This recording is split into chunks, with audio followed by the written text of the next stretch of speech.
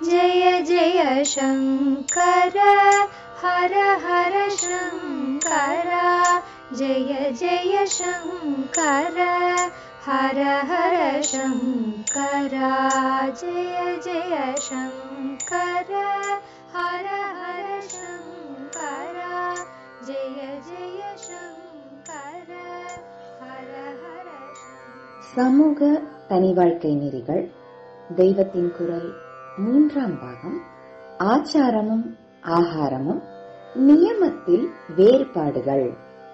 பொதுவாக இப்படி சொன்னாலும் பழையது, நீராகாரம் முதலானவை தாமசமாக சொல்லப்பட்டாலும் உழைக்கிற குடியான ஜனங்களுக்கு விலக்கு இல்லை.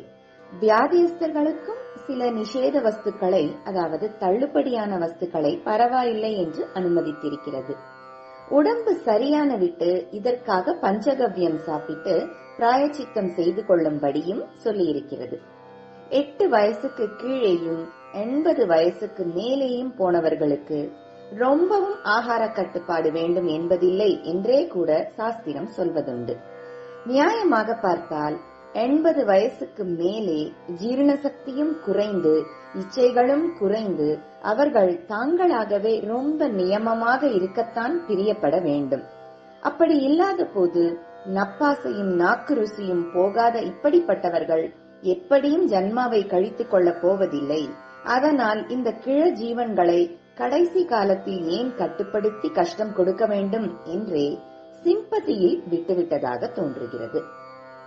எல்லாருக்கும் எல்லா நியமமும் என்று வைக்காமல் நீக்கு போக்கோடு வர்ணாசிரமங்களை ஒட்டி வெவ்வேறு விதமாகவும் வெவ்வேறு டிகிரியிலும் வைத்திருப்பதுதான் நம் மதம் உலகிலேயே மிகவும் பழங்காலத்திலிருந்து இன்று வரை அமரமாக இருந்து வருவதற்கு காரணம். ஆகாரத்திலும் இதை பொறுத்து பிராமணனுக்கு சொன்ன அளவு கட்டுப்பாடு மற்றவர்களுக்கு சொல்லவில்லை. மது, மாம்சாதிகள், பழையது எல்லாம் கூட க்ஷத்ரியர், 4ஆம் வர்ணத்தவர் ஆகியவர்களுக்கு அளவோடு அனுமதிக்கப்பட்டிருக்கிறது. அளவோடு நிறுத்திக் கொள்ள வேண்டியது முக்கியம். உடம்பால் கடுமையாக உழைக்கிறவனுக்கு ஆச்சார கட்டுப்பாடுகளையும் கடுமையாக வைத்து கஷ்டப்படுத்தாமல் கொஞ்சம் சுதந்திரமாக விட்டு பிராமணன் மாத்திரம் ஆச்சார கட்டுப்பாட்டில் கடுமையாக இருந்து கொண்டு சௌக்கியங்களை தியாகம் பண்ணி ஐடியல் நிலையை காட்ட வேண்டும் என்று சாஸ்திரங்கள் வைத்திருக்கின்றன. சிலர் மாத்திரம் பூரணமாக வெஜிடேரியனிசம் முதலான நியமங்களை பின்பற்றுவதாலேயே நம் நாட்டில் மற்றவர்களும் அவர்களை பார்த்து பித்ரு தினம், விரத தினம் முதலான நாட்களிலாவது மாம்சம் சேர்ப்பதில்லை, மதுபானம் பண்ணுவதில்லை என்றெல்லாம் வைத்துக் கொண்டிருக்கிறார்கள்.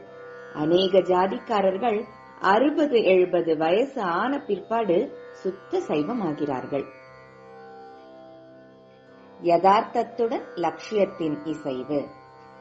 ஐடியல் விடாமல் பிராக்டிகலில் போனால்தான் இரண்டும் நிற்கும். முடிவாக நல்ல பக்குவம் ஏற்பட்டு எல்லாரும் ஐடியலுக்கு போவார்கள். ஐடியலையே சர்வத்திர ஜனங்களுக்கும் பிராக்டிக்கலாக பார்த்தால் ஐடியல் அடியோடு போய்விடுவதாகத்தான் ஆகும். சாத்விக ஆகாரம்தான் ஐடியல். மது மாம்சம் வேண்டாம் என்றுதான் இப்போதில்லாவிட்டாலும் முடிவிலாவது ஆக்கிக் கொள்ள வேண்டும் என்று இதர ஜாதியினரும் உணரும்படியாக நம் தேசத்தில் ஆச்சாரங்கள் அமைந்து நடத்தப்பட்டிருக்கின்றன.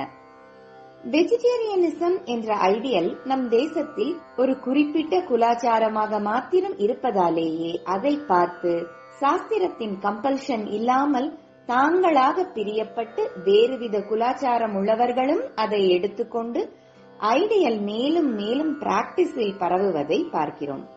நாங்கள் 2 தலைமுறைகளாக சுத்த சைவமாயிருக்கிறோம் என்று இதரர்கள் பெருமையோடு சொல்லிக் கொள்வதை கேட்கிறோம் என்றால் அதற்கு முந்தி அசைவமாயிருந்தவர்கள் தாங்களாகவே சைவ ஆகார நியமத்தில் மதிப்பு வைத்து மாறியிருக்கிறார்கள் என்றுதானே அர்த்தம். இன்னும் சில பேர் வீட்டில் அந்நிய பதார்த்தம் சாப்பிடுவார்கள், ஆனால் நம்ம கிட்டேயே அந்த வாடை வரக்கூடாது என்று பெருமைப்பட்டுக் கொள்ளும் போது எப்படி ஒரு ஐடியலை சிலருக்கு மட்டும் விதியாக வைக்கிற போது அது மற்றவர்களில் சிலரையும் அந்தபடி தாங்களாக இஷ்டப்பட்டு செய்ய என்கரேஜ் பண்ணுகிறது என்று தெரிகிறது. எதை பற்றியுமே சொல்வது ஜாஸ்தியாகிவிட்டால் அப்புறம் செய்வது அந்த அளவுக்கு குறைந்து கொண்டுதான் வருகிறது. செய்யாததற்கு பதில் சொல்லி தீர்த்து விடுகிற மாதிரி வெறும் பேச்சாயும் எழுத்தாயும் மட்டுமே எது காரியத்தில் நடக்க வேண்டுமோ அது நின்று விடுகிறது. காந்தி யுகத்திலிருந்து அஹிம்சை, நான் வயலன்ஸ் என்று ஓயாமல் பேச்சா இருந்தாலும் இப்போதுதான் எல்லாவித ஹிம்சைகளும் தேசத்தில் ஜாஸ்தியாகிக் கொண்டு வந்திருக்கிறது. தலைமுறை தலைமுறையாக வெஜிடேரியனிசமே பின்பற்றி வந்த பிராமண பசங்கள் கூட இதர பதார்த்தம் சாப்பிடுவதான அநியாயம் இப்போதுதான் ஆரம்பித்திருக்கிறது. பௌத்தத்தில் ஆதியில் இப்படித்தான் மனஸ், வாக்கு, காயம் மூன்றாலும் யாரும் எந்த உயிருக்கும் ஹிம்சை விளைவிக்க கூடாது என்று பொதுஜனங்கள் எல்லோருக்கும் நிறைய சொல்லி வந்தார்கள். அஹிம்சை கொள்கை, டாக்ட்ரின் ஆஃப் நான் வயலன்ஸ் சொல்லி கேட்க நன்றாகத்தான் இருக்கும். ஆனால் சர்வஜன சாத்தியமாக நடைமுறைக்கு வருமா என்பதுதான் கேள்வி. பிற்பாடு பௌத்தம் விரிவாயும் ஆழமாயும் பரவின சீனா, ஜப்பான் முதலான தேசங்களில்தான் நம் தேசத்து மாம்ச போஜனக்காரர்கள் கூட நிஷித்தம் என்று ஒதுக்குகிற தவளை, பாம்பு முதலானது உள்பட எல்லா பிராணிகளையும் ஜனங்கள் பிடித்து தின்று கொண்டிருக்கிறார்கள். கசாப்பு கடைக்கு போவதில் ஏதோ 100 பங்கு யாகத்தில் பலியானதற்கு ஐயையோ அக்கிரமம் பண்ணுகிறார்களே என்று புத்தர் அழுதார், வைதார்.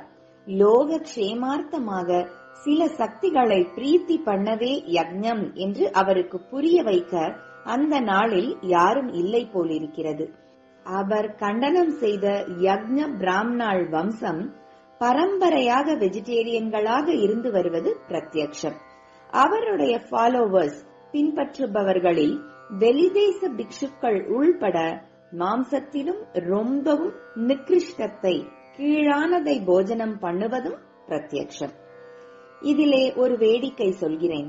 வெளிதேசத்தில் பௌத்தம் பரவின பிறகுதான் என்றில்லை, நம் தேசத்திலேயே எல்லாருக்கும் ஸ்ட்ரிக்ட் அஹிம்சா தர்மம் என்று புத்தர் பண்ணியதில் அந்த மதஸ்தர்கள் எல்லோரும் நேர்மாறாகத்தான் அசைவ போஜனம் செய்ய ஆரம்பித்தார்கள். பிராமணனை தவிர இதரர்களுக்கெல்லாம் மாம்ச போஜனத்தை அனுமதித்திருக்கிற நமது மதத்தில் சந்நியாசிகள் கண்டிப்பாக வெஜிடேரியன்களாகத்தான் இருக்க வேண்டும் என்று விதித்து அப்படியே ஸ்ட்ரிக்டாக பின்பற்றப்படுவதா இருக்க சர்வ ஜனங்களுமே பரிபூர்ண அஹிம்சா தர்மத்தை அனுஷ்டிக்க வேண்டும் என்ற பௌத்தத்திலோ அந்த மதத்தை சேர்ந்த சந்நியாசிகளான பிக்ஷுக்கள் கூட மாம்ச போஜனம் செய்வதாக ஆகிவிட்டது. இது இன்றைக்கு நேற்றைக்கு ஏற்பட்ட விஷயம் இல்லை. 1300 வருஷத்துக்கு முந்தி மகேந்திர பல்லவன் எழுதிய மத்த விலாச பிரகசனம் என்ற ஹாஸ்ய நாடகத்திலேயே பிரகசனம் என்பதை ஃபேர்ஸ், சட்டையர் என்று சொல்லலாம்.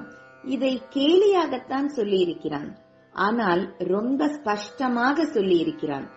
அந்த டிராமாவிலே ஒரு காபாலிகன் பிச்சை வாங்குகிற கபாலம் காணாமல் போய்விடுகிறது.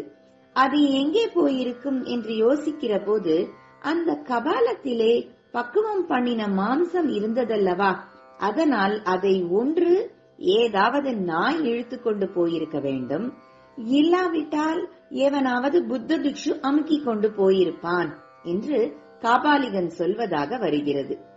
அப்புறம் அந்த நாடகத்தில் ஒரு புத்த பிக்ஷுவே வருகிறார். அவரும் தனக்குத்தானே சந்தோஷமாக பேசிக் கொள்கிற போது, தனதாசன் என்கிற வியாபாரிதான் எனக்கு எவ்வளவு நல்ல பிக்ஷை செய்து வைத்தான், எத்தனை ருச்சியும் வாசனையும் வர்ண விசித்திரமுமான மத்ஸ்ய மாம்சங்களை ஆகாரமாக போட்டான் என்று சொல்லிக் கொள்வதாக வருகிறது. பௌத்தர்கள் காஞ்சிபுரத்தில் நிறைய வாசம் பண்ணிய காலத்திலேயே அங்கே இருந்தே ஆண்டு கொண்டிருந்த ராஜா இப்படி ஒரு டிராமாவில் எழுதுகிறான் என்பதிலிருந்து அது அப்போதிருந்த வழக்கத்தையே படம் பிடித்து காட்டுகிறது என்றுதானே அர்த்தம். அஹிம்சையை பௌத்தர்கள் போல பெரிசாக பிரகடனம் பண்ணாத நம் மதத்தில் சந்நியாசிகள் சொப்பனத்தில் கூட மாம்சத்தை நினைக்க முடியாத போது எல்லோருக்கும் அஹிம்சா தர்மம் என்று வானளாக சொன்ன அந்த மதக்காரர்களில் சந்நியாசிகள் கூட இப்படி இருந்தால் இந்துக்கள் சும்மா இருப்பார்களா? இதை பற்றி அவர்களை கேட்டு பரிகாசம் பண்ணாமல் இருப்பார்களா?